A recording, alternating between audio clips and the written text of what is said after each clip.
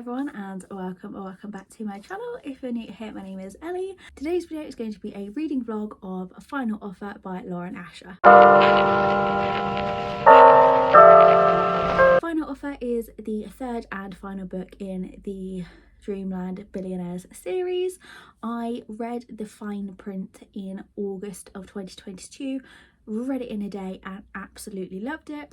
Then a few weeks ago I picked up the second book, Terms and Conditions, and it kind of left me in a bit of a slump. I wasn't the biggest fan of it, but I've been really anticipating Final Offer, and I'm a little nervous because this is a chunky book, and I think because I didn't enjoy Terms and Conditions as much as I was hoping, the fact that this is really big, I'm really worried that this is going to fall flat for me as well, but I have high hopes for it. This is Cal's story, and I really enjoyed him as a character in the first two books, so I am going in with high expectations of this one again. Today's the 4th of February, so this was released on the 1st, and I have been trying to get hold of this book. Now, it would have made sense to just pre-order it on Amazon, which I was going to do, but then I saw that the Works had it in for £6, and I have been to multiple Work stores and they haven't had it in. And then I saw last week that Waterstones had it out early, so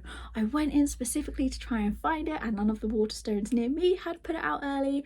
And yeah, I've just been to like multiple bookshops trying to find it, and then yesterday I found a copy in Waterstones. So I'm putting down all of the books that I was reading, and I'm going to focus on this one. This story between Cal and Alana has kind of been hinted at within the first and second books. The characters have been mentioned. We haven't yet met Alana, so I'm excited to meet her as a character, but yeah, I'm just really excited to get to this. I also purchased these sticky notes in Primark yesterday because I feel these are going to be really handy to tab my books with, because I can have the tabs sticking out the side like I would with like the small tabs, but I can actually write my notes on these. These were £1.80, so I think I might use this greeny blue one because that kind of matches the colour of the book. So as I'm reading, I'm going to mark my notes on this.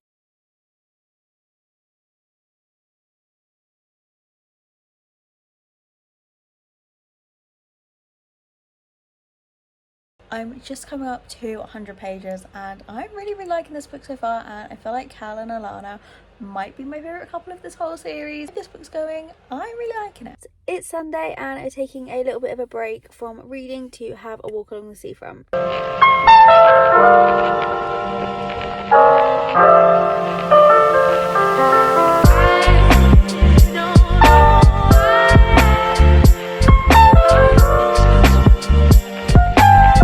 Back from our walk. Unfortunately, they were like repairing the whole sea wall, so you couldn't really see too much of the sea, so I didn't really get to film too much whilst we were there. And then like the other side of where they were doing it was just completely blocked off anyway. She couldn't walk there, so we ended up cutting our walk short and going shopping, and I went in to the Works. I also picked up pack of socks in Primark. I got these Chip and Dale Disney ones, and then I got 3 books in the Works.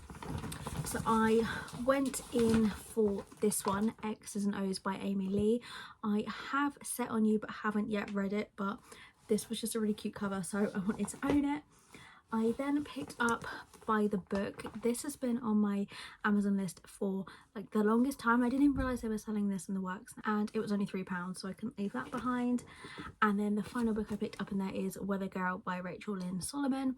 I've heard a bit about this book, a bit of mixed reviews, but the cover is really cute again, so kind of was a cover buy. And then the final thing I picked up in the Works is this sticky note set. So when I'm tabbing books, I like to use these ones that are like the clear ones, but I'm really struggling to find them anywhere. I know you can order them on Amazon, but I just prefer to buy them in the shops when I'm out. But they had this set in the Works, and these are paper and not clear, but there's so many of them in there, so I just thought I would get this. It was £3. I probably won't use these. There's a few different colours of the square ones, but yeah, I essentially bought it just for all of these. But now I can start tabbing my books again. So it's just gone 2 o'clock, so now I am gonna get back to reading. I read a little bit more this morning and I finished at page 200 before we went out, so slowly getting there. I am really liking it still, but I am still like feeling nervous about the length of the book, because like 600 pages for like a fantasy, I feel like a good amount, but 600 pages for a romance is quite a lot. And as much as I'm liking the story, I am worried that it's just going to be like really dragged out.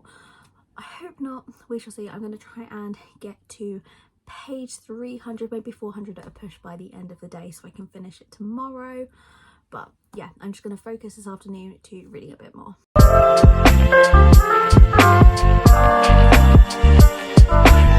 I have just finished a final offer. I absolutely loved this book. Going back to when I first started and my last update, I think I said my main worry with the book was genuinely the length of it and whether it was going to be dragged out, and I didn't feel like it was. There was no point where I was reading it thinking that it could have been shorter, or this could have been cut out, or that could have been cut out to make the story shorter. I really enjoyed it. I was gripped throughout the whole thing. I was not wanting to put it down. I just wanted to sit and read. I definitely think Cal is my favourite of the Kane brothers still. I really liked Alana and Cammy as characters. I also really liked how Rowan, Zara, Iris and Declan were mentioned and brought up and were in this book throughout it. I think that was a really nice touch to see the other couples from the other books in the series and how they are getting on now. I feel like I want to say that this is my favourite in the series, but I did also really love the fine print so much, so I feel like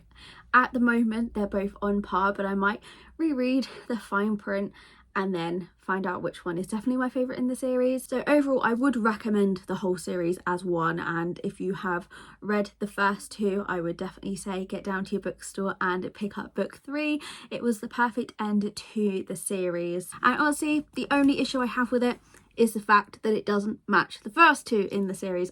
I have like the original UK covers, so I might have to repurchase these two so that they all match on my shelves.